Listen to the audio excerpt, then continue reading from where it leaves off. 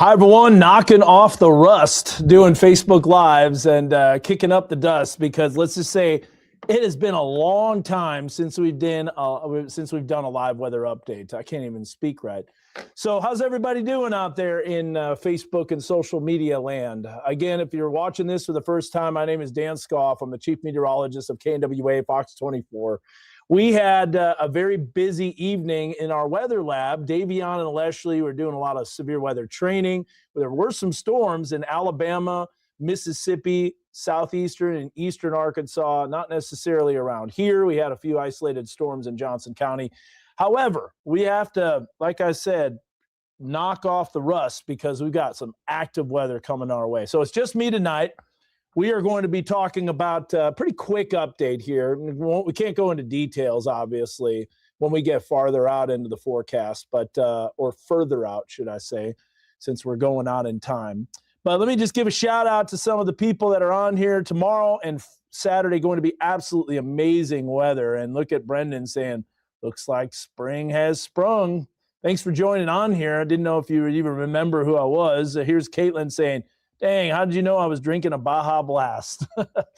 We're going to be having lots of Baja Blast energy, and that sounds pretty good. I had a Mr. Pibb tonight because all the fancy drinks at Chipotle were out. But here's someone saying, hey, Dan, what are we in for next week? Looks like it's going to be a soggy one. Not only a soggy one, but a stormy one as well. And that's kind of a cool emoji. Never seen that before. But let's just say we've got some rain coming our way. And then you see Brendan right here saying, been a long time. It has. That's because there hasn't been much to talk about. Turd Ferguson always bringing the energy, saying, let's go. And Deanna saying, hey, Dan. And Matthew Lowe as well, one of our storm spotters, Dan the man. Let's talk about, first of all, what we got cooking. And there's a lot of it. Now, I'll tell you this. We've got a lot of updates that we've done in our weather lab. I want to start off, first of all, with showing you that we have updated and kind of evolved our Stream Deck. So we've got all those buttons ready to go. We've got ways to bring up transitions and stuff like that. So let's start off, first of all, with a 6 to 10 day outlook. And you will notice that is some heavy precipitation that's expected. So the 6 to 10 day outlook doesn't really tell you how much rain there's going to be, but it does say if it's going to be above or below the average. And we can confidently say that it is going to be above the average. I'm noticing the Stream Deck is doing something weird. So I know how to fix that. I've been working also a lot on 479 first. I've been doing a lot of updates there. How's everything working, by the way? Is the audio working good? We've done some updates to our audio. I think you're going to like our Mega Doppler banners. Man, if you haven't been on here in a long time, we've got everything just streamlined. And I will say this, we haven't done any severe weather coverage in a long, long time. And, there was tornadoes in Alabama today that were kind of a little bit unexpected northeast of Birmingham. So I'm hyped tonight because I want to show you some stuff that we've got cooking. So there's that's the 6 to 10 day outlook. I'm going to bring this up full here, and we'll look at the 8 to 14 day outlook, and you'll notice that we've got some rain coming our way. Look at the 8 to 14 day, and not only is the 8 to 14 day outlook showing precipitation above normal, but look at this. And I posted this on social media, and you know how I don't like to exaggerate, forecasts and weather forecasts, but I think this definitely deserves a little bit of a post. You'll see it here pop up on the screen in just a second. Now, this is what's also cool, too. Check this out. I'll be able to bring up Max 2, and then I can pop the camera on and off just by easily clicking a button. I don't even have to look at OBS or anything like that. I can just pop that camera on and off. Very simple, very easily. But there it is, a high risk of heavy precipitation. Now, I honestly haven't seen a high risk of heavy precipitation for an 8 to 14 day outlook from the Climate Prediction Center, at least for our area. So typically the uncertainty is there where they go, slight or they go medium, but high. Now that's not high risk in terms of Storm Prediction Center risk, which is a whole nother ball of wax. Got a lot to talk about on that. But that's the March 6th through the 10th. So that's beyond the 7 day forecast, and it does look pretty active.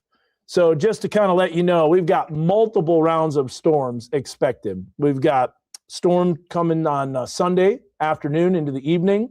So Razorback baseball for the third game might be a little bit of an issue. I don't think it's going to be super bad, but I think there could be some rumbles of thunder, and rain is looking pretty likely. Then as we go into Monday, a few isolated showers possible, and then Tuesday, more storms, and then Wednesday, more storms. Let me break this all down for you, and then we'll dive into all the details here. Like I said, we're going to keep this a little shorter on the Facebook Live, but just kind of a little good test run to show you some of the stuff we've got cooking. So the future track, we'll bring this up full as we take a look. And look at the camera moves and everything. So, yeah, I've been working on that, been practicing on the Stream Deck system. But here's what we've got with the rain. Now, notice that it starts popping up some rain already by Sunday morning. I think that's going to be very likely. Additional rain develops Sunday afternoon. So we will continue to see that widespread shower activity. And good audio, good quality is good. Perfect. Love that. And thanks for the updates. That's right. Bet they play 2 on Saturday. I think that's going to be the case. Yeah, 2 7-inning games. Probably not going to be full inning, but there's a look at the energy coming in on Monday, and then look at this. Election day, I think we got a line of storms coming in. Probably not going to be tornado potential, at least at this point, but it would be most likely hail and wind threat. Most likely, mostly wind. Now, what's interesting, I want to go back to March 3rd. March 3rd is going to be an interesting day in the weather enterprise. Here's why. Number one, the National Weather Service is updating their zones for Tulsa. They are dividing LaFleur County. They're dividing Johnson County. They're dividing Franklin County and Crawford County. There's going to be different parts of the area that will have different forecasts. So when there's a winter storm warning or something like that, you might see parts of the county that are highlighted instead of the whole county. This is something that the National Weather Service out of Little Rock did for their counties, and including Johnson County, which is in their CWA. So anyways, we've got all that stuff that's going to be happening. And then on top of that, the Storm Prediction Center, if there's no heightened risk, is updating their convective outlooks. And they're doing a bunch of stuff with them. There's a thing called conditional intensity groups. We'll dive into that more next week. Next week is Severe Weather Awareness Week. We've got you covered. We're going to talk a whole lot about severe weather safety, how you can stay up to date with severe weather, including something called Weather Call Next Gen. You might have heard a lot of recent information about a service that will call you. There's another streamer out there that talked about it. He partnered with Weather Call Next Gen. We've had that for years, and you can get onto our weather coverage area so you can get my alerts. And I mean, they're just with my voice, but really you can make it generic if you want. If you can't stand my voice, I don't care. As long as you get the warnings, that's the way to go. So let's take a look here at some questions here. Dina is asking, any possibility for severe storms in our future? Yes, absolutely. Not only severe storm, multiple rounds of severe storm potential. And Brendan says, now with the Climate Prediction Center, heavy precipitation thing necessarily means a bunch of severe weather. Not necessarily, but with this pattern and with severe weather, you get heavy precipitation. So I do think there's going to be rounds of severe weather potential. And Michelle finally saying, your weather girl, Kiara, goes to make a wish Disney World on Tuesday. I don't think you're going to have any problems flying out. It might be a little turbulent, a little bumpy with this energy moving in. But let's get back to our screen. Yeah, I'm noticing there is something I've got to fix with this. Oh, did you see that? A little swoop, a little what we call stinger. So back to our Weather Authority forecast. And you'll see here, thunderstorms on Tuesday. All right, now we're going back again. This is when the Storm Prediction Center issues their new convective outlook, starting a change that has been in the making for actually a few years. And I'll show you some of the graphics that we have already made. We're already up to date on that. So Wednesday into Thursday, look at that rain that's popping up. And then look at this. We've got Thursday into Friday. Now, this is where the energy starts moving in. You can actually see that upper level support. And look at the wind shear, too. Look at the frontal boundary that's coming in. How can you tell that? Well, if you look closely, you will see northerly winds and then southerly winds. And look at that. That boundary is draped right through Arkansas and Oklahoma and southwest Missouri. So there will be the potential for storms. Did you see that too? Look at this system when it finally swings out. So that's the European model. A lot of rain and storms. And remember, that only goes through March 8th. So beyond that, got another system that comes in March 10th, 11th, 12th. Here's a look at what we've got as we go into the start of March. Rain that's coming our way on the last day of February, probably going to be to our west. Sunday, late morning into the afternoon, we've got rain and storms popping up. Here's a look at Monday, a little bit of energy that will provide some shower and storm activity. Tuesday, I think there's going to be some isolated storms, but look at the surface low.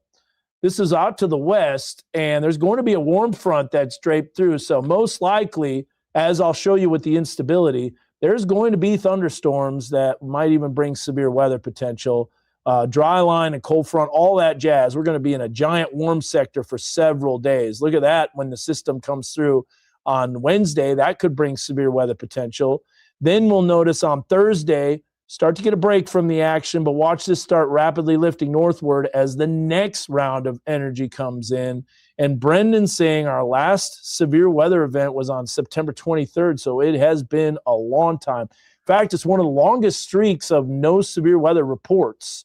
And then you'll see here March 6th, that's the start of that heavy rain potential. We've got a few more days. Look at that coming through. That is going to be Friday into Saturday. So that's what we're kind of concerned about is, oh no, it's southwest flow. Here's Daniel Warren saying that. I need to make that shirt. I keep saying that. I am going to. You got to know it's northwest flow. Oh no, it's southwest flow. And cut off low so you know it's going to be slow. Jet stream dips low, thunderstorms come and go. Jet stream rides high, weather nice and dry. Can just be rhyming like left and right. But there's a look at the rain on Friday, March 6th. March 7th, that's when that storm system shoves east. But guess what? More energy. Look at it. It's already starting to surge northward. So we won't go into too many details, but I will show you the vorticity map because this is really telling folks. Need to pop the camera off? All you got to do is hit that button right there. Pretty sweet. I love it. Don't have to go searching and looking for it on the side. Here's what we've got with this energy moving in. Now, first of all, the one thing you need to know as someone's drinking a Baja Blast, you know that any energy that's coming from Baja, California, probably doesn't get sampled by the models, and that's going northeast, and that's going to bring some rain and storms into our area. So, Turd Ferguson, I see your comments right here. Pop it like it's hot. Pop it like it's hot. Pop it like it's hot. When I can't sing that. But anyways, storms popping up off to the west.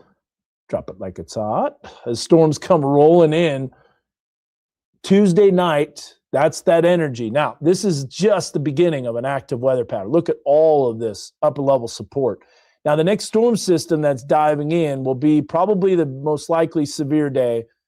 There could be severe days before that too, but we're talking Thursday into Friday. Look at all that energy moving in. And then Friday into Saturday. That is just a massive system. Look at that vorticity and spin, and then look at it kicking out, and then look at this. The next round of showers and storms comes in, and this brings severe weather as we get into the second week in March. Now, here's what's interesting about this. I'm just going to bring this camera up full.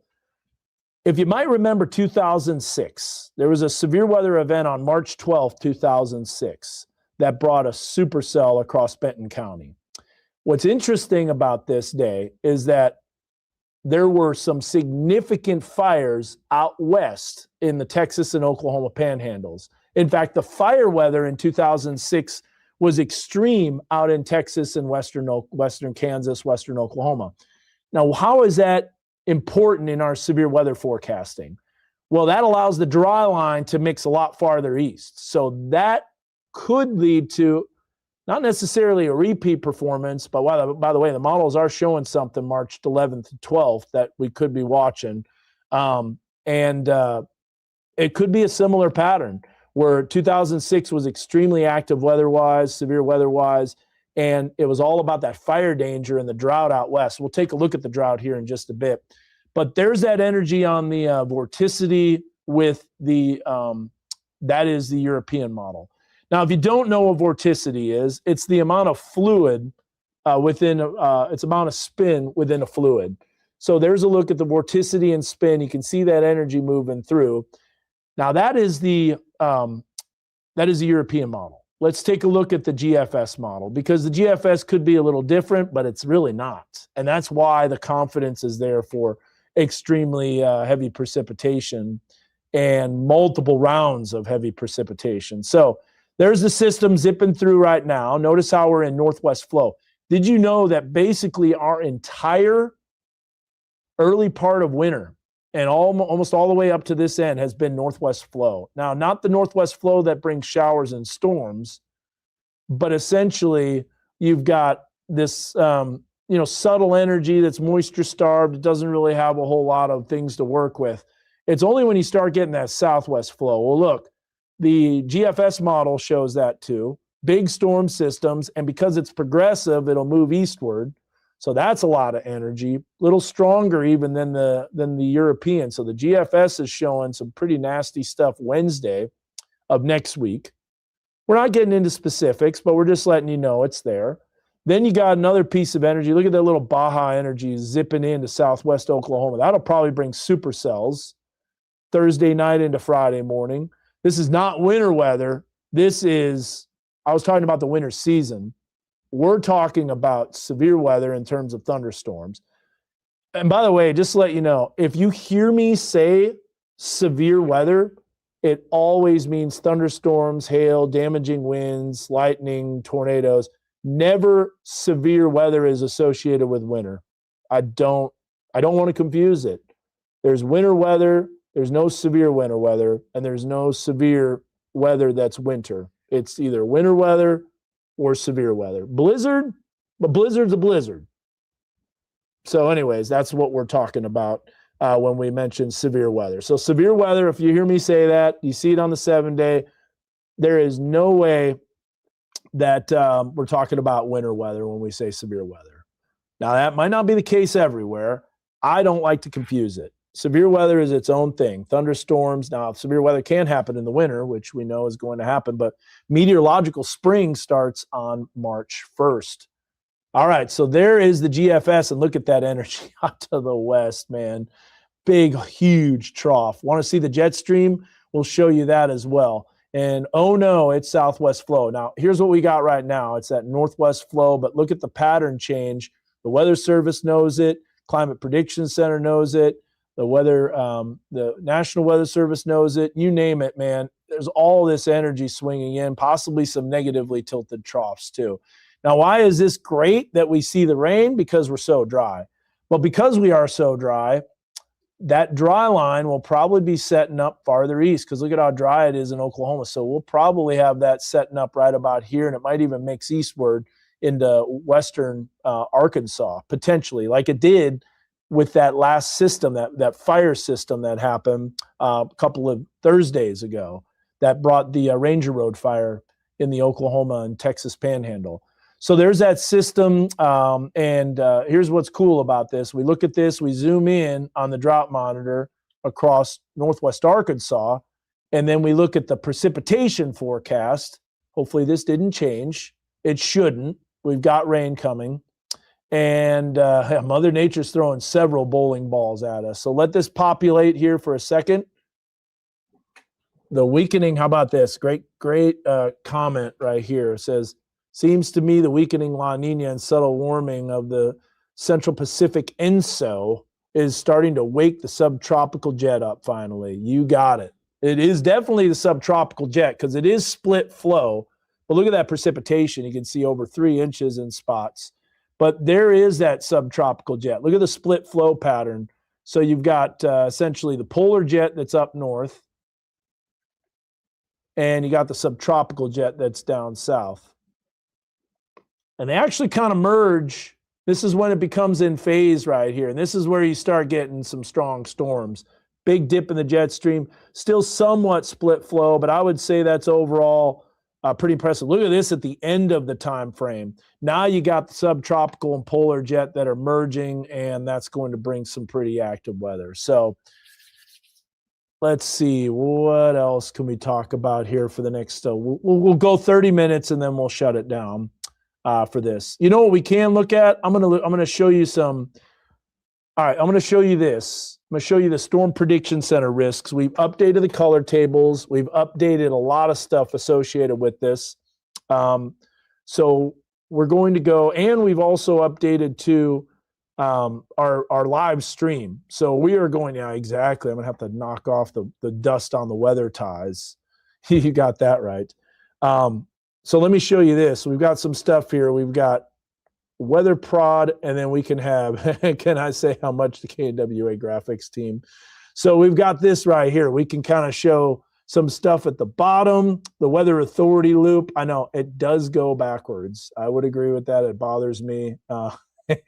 End of the rant. So we can put all sorts of different stuff in those graphics. We can put up warnings. We can put up warning information. The warnings are auto-populating, so you get to see that. So this is the beefed up version of the stream, and then we've just got the normal version. So that kind of gives you an idea. All right, so here's what we've got. I'm going to show you our new risks because I've actually got them in place, and I showed them on the news tonight. So here's what we've got for our new color table. All right, I think it's easy to see. I think it pops really well.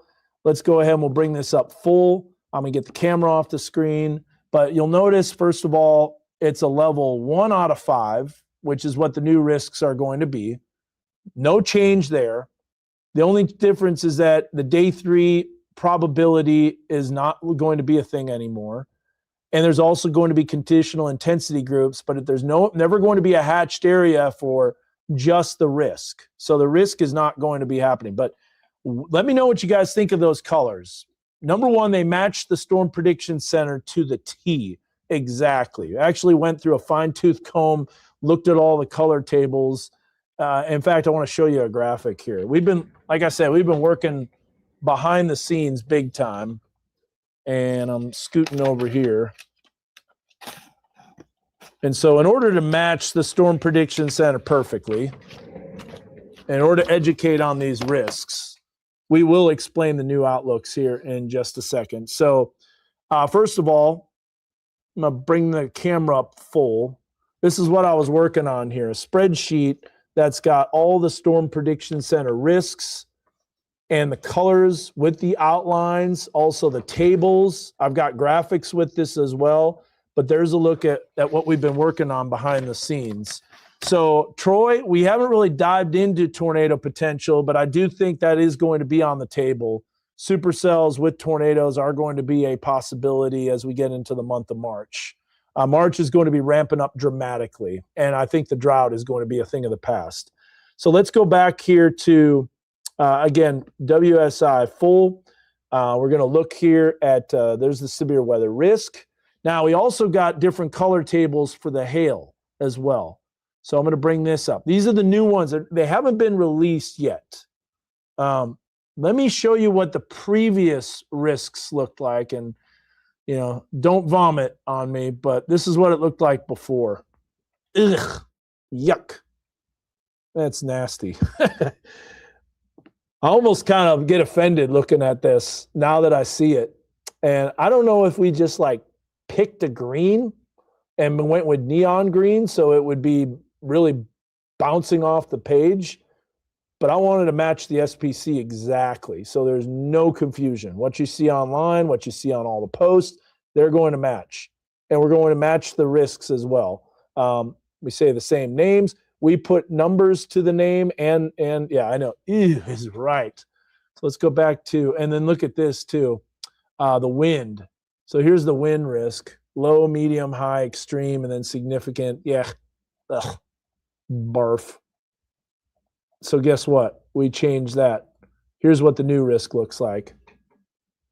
Day 1 convective outlook. I actually just updated. It looked like burning hole in my retinas. I know exactly.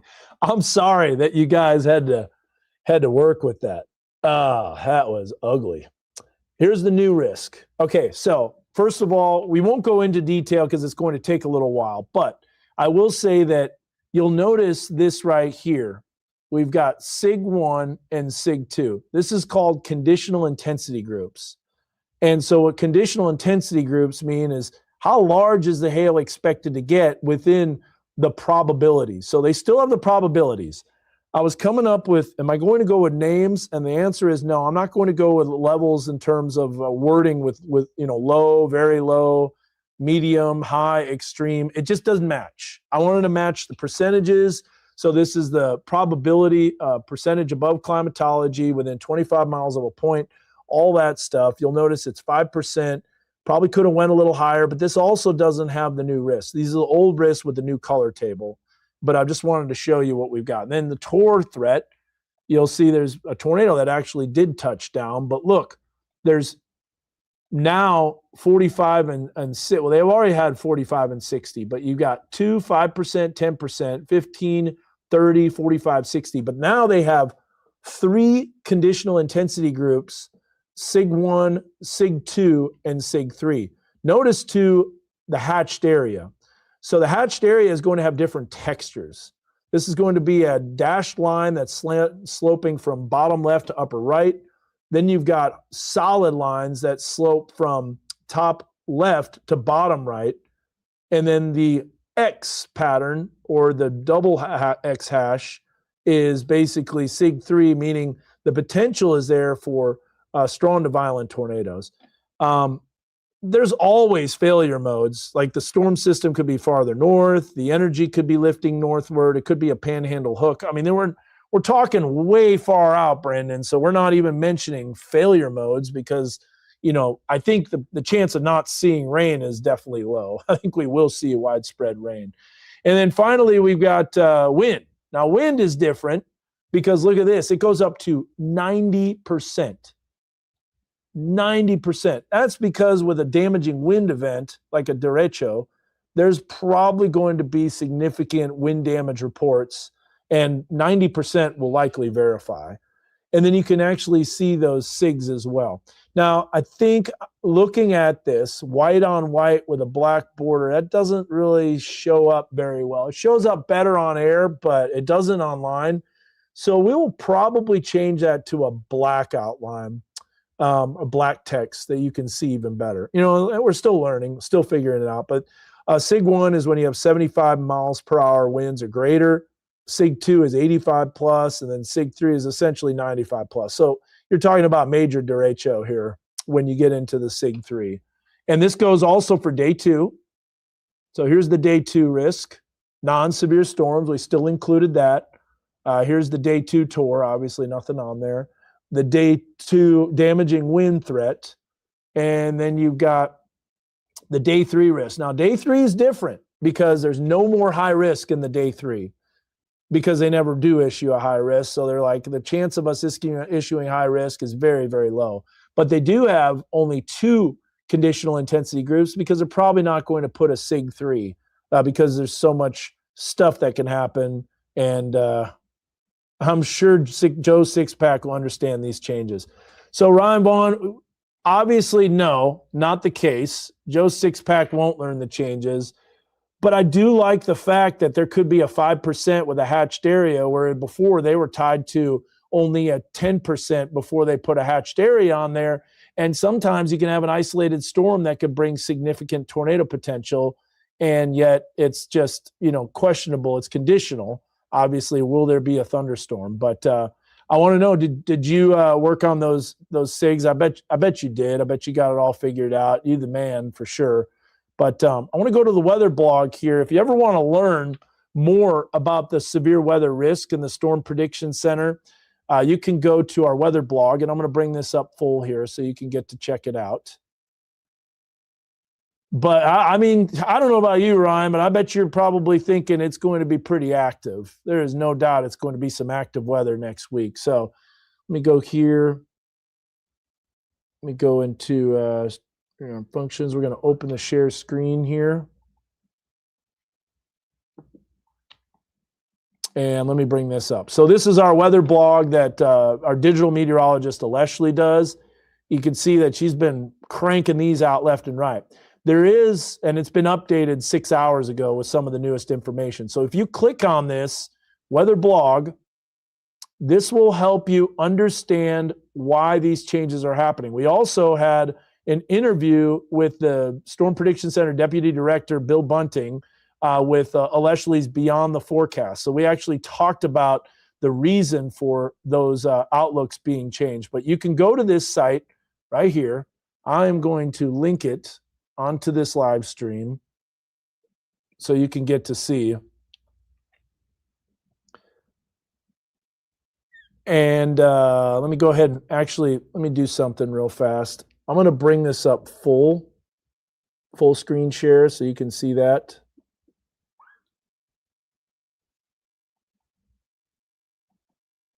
There you go. And so we can go through and you can scroll through and you can see all the different stuff. And if you want to compare the outlooks, this is the old outlook. Here's the new outlook. So obviously it doesn't match exactly with the mapping. Mapping's changed a little bit. It's not white anymore. It's kind of like a little beige. Also, they got rid of all the text on the wording. So moderate, slight, high, all that stuff.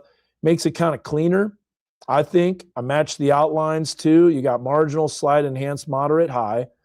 You scroll down here, you can look at the conditional intensity groups. So you look at that large hatched area and just it looks major everywhere, but then you can kind of tell where the intensity might be a little greater, which obviously might be in the high risk. But look at this. You've still got intensity number 2, even in a 10% area. So, and you go down here and you can see the distribution. And so she did an amazing job on this blog, and it kind of talks about different stuff and the probability conversion tables. You can watch the full stream.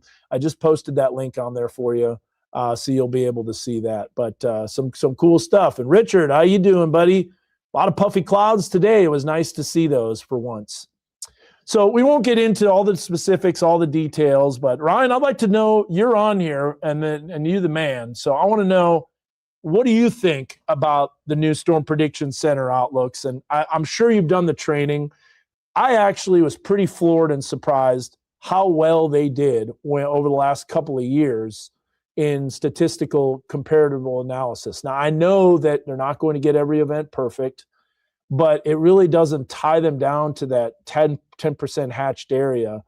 I'd like to see, too, we're doing a special presentation here in Northwest Arkansas on the May 26 tornadoes from 2024, and I would like to see that risk in their new conditional intensity groups, because we basically were out of the risk on May 26. We had a very little sliver of the enhanced, and then just a tiny little bit of the slight that was in our area. So I'm actually interested to see what's going on.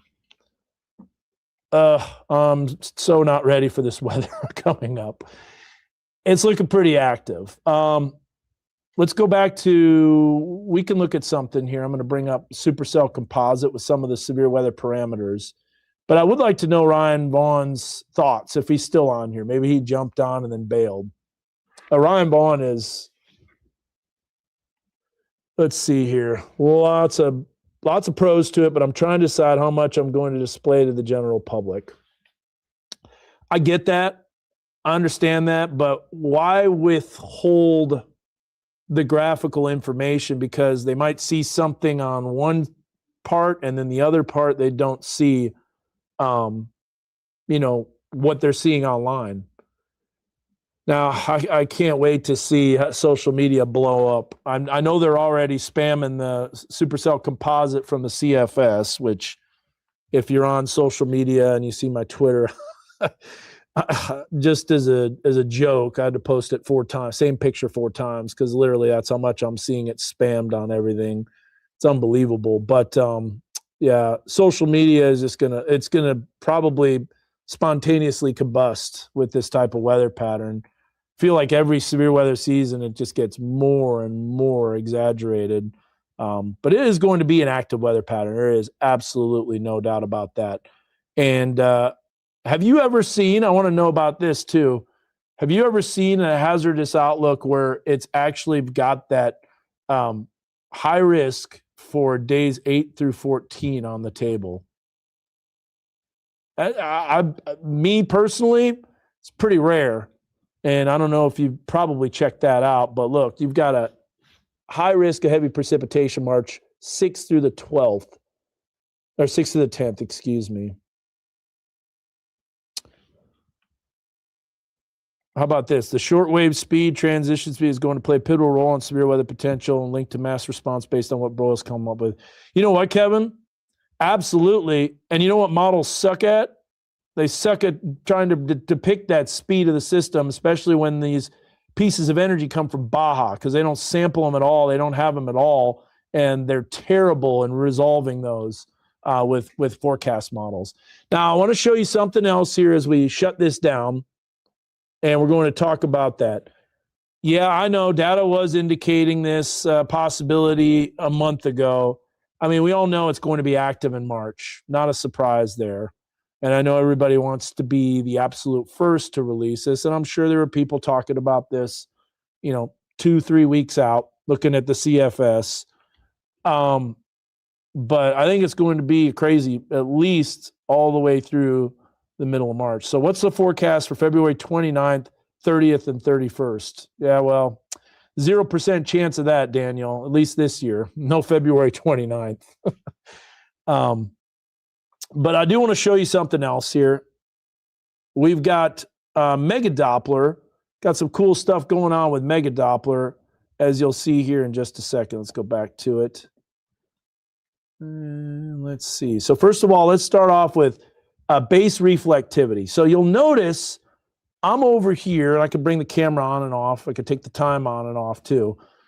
I'm over here in the weather lab. I've got Mega Doppler's computer over there, but I am going to be able to change the banners to match what is on Mega Doppler, which, by the way, if you're familiar with the weather, is GR2 Analyst.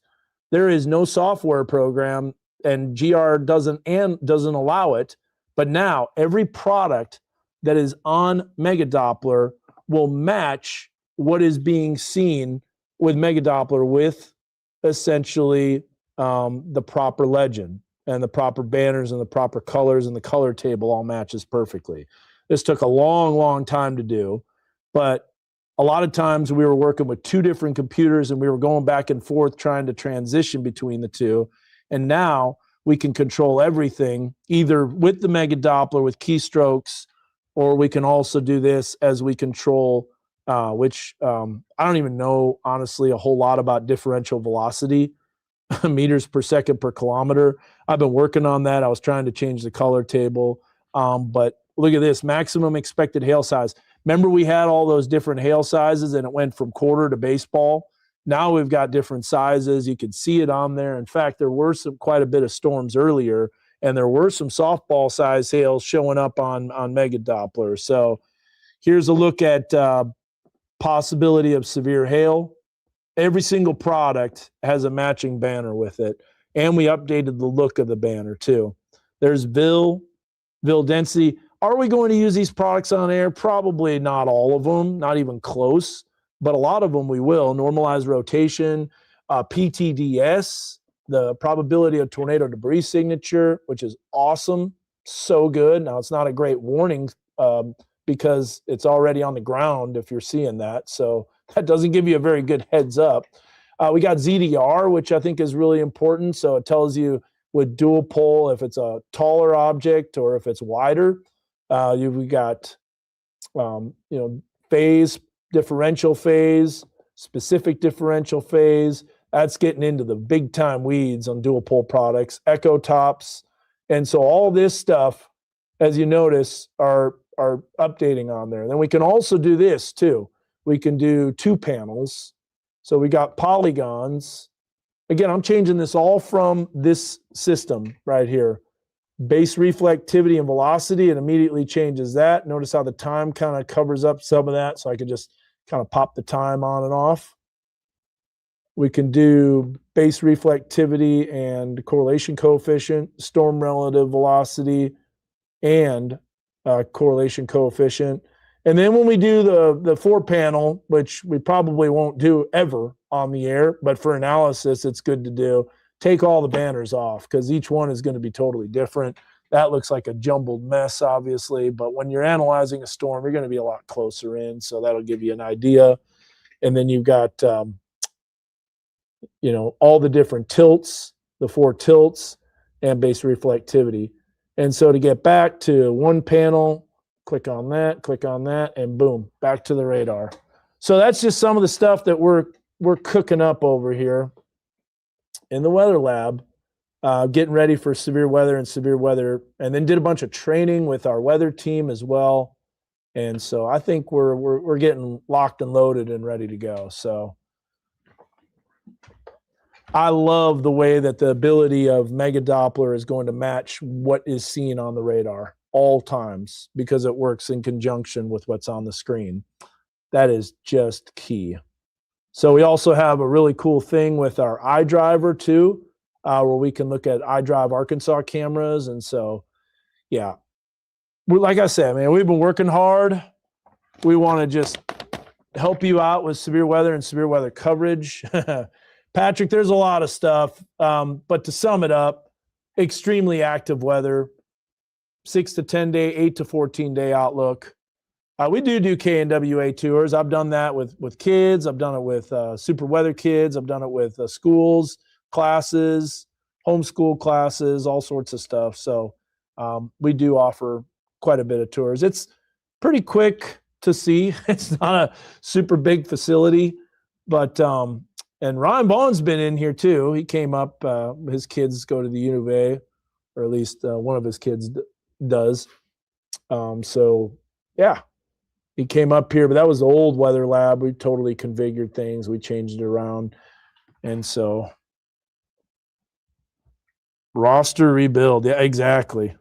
Kind of just like the football team, right? We're rebuilding everything. We're doing all that stuff over again. All right. With that being said, I know I'm going to be doing a lot more of these as we get into the next few days. So before we leave you, we'll give you the 7-day forecast and show you what's going on. Oh, yeah. We've been doing a lot of QLCS training too. We also did this. I don't know if you've seen this on the air. We had some complaints knowing like, hey, I don't know if I'm looking at the Northwest Arkansas forecast or the River Valley forecast. So we've got this ability right here. I'm going to take the camera off the screen, and you can see that here's Northwest Arkansas. You know it's Northwest Arkansas. So here's that 7-day forecast. Let me go back here to.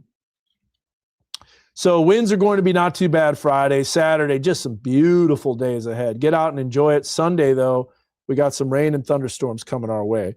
Could happen as early as the morning, a few rumbles of thunder during the afternoon. Monday, we got a system coming through middle of the day. We got rain and storms that are going to be happening. Then as we go into Tuesday, we got lower 60s, Wednesday in the upper 60s, Wednesday and Thursday, and temperature is going to be warming to around 70 degrees. Here's a look at the River Valley forecast. Again, those temperatures, late week, they're definitely going to be adjusted. There's no doubt about that. And I'm going to get that camera back off so you can see. Stay tuned. We put stay tuned later on in the week. Yeah. Looks to be improved big time since last year. We'll see. AI does some great things. It also struggles with forecasting, but, it's been getting better. And a lot of this stuff wasn't AI, but AI helped in a lot of the programming. So that's what's cool, is you can utilize it to do a bunch of programming. Let's see. Oh, okay. I'll show you one more thing. I'll leave you with one more thing. I'll leave you with the ultimate spam that everybody was posting. And so this is the NIU extended range. Looks like it's changed a little bit. CFS is already decreased, but I'll show you the week 2 accumulated precipitation. Okay, so here you go. Let's load this up. Let's close that out. So here is the ERTAF. Well, what used to be known as the extended range tornado forecast. And here's the week 2 accumulated supercell composite parameter, which basically shows some pretty active weather. Now, I have to add this the proper way. Let's remove that. Let's show you the full screen. Hey, how about that? You got snow. Yeah, that's not happening. Here we go. Share that. So this is the week 2 accumulated supercell composite parameter. Before it was going bonkers, but now it's decreased a little bit. But anyways, that's 5th through the 11th. Share this tab instead. And you can see this right here, the week 3 shows severe weather potential too. Still a ways out, but something to watch for sure. All right, guys, that does it. We're going to shut this stream down. We're going to call it a day, and you guys have a good one, man.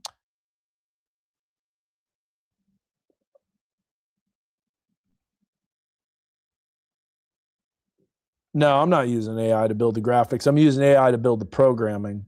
All that stuff was me. Painstaking, figuring out. Probably could have done it faster through AI, but anyways. Okay, I got to run home. I'm going to have a lot of long days ahead of me. There's going to be a lot of stuff going on next week. We'll keep you updated. Remember, Severe Weather Awareness Week is coming as we go into next week. March 2nd is the start of Severe Weather Awareness Week. We got a different topic each day. Leslie will be covering that. We've got blogs. We've got Weather Call Next Gen that you can get up to date with. Download our Weather Authority app, all sorts of stuff. We will keep you updated and keep you safe from all the storms.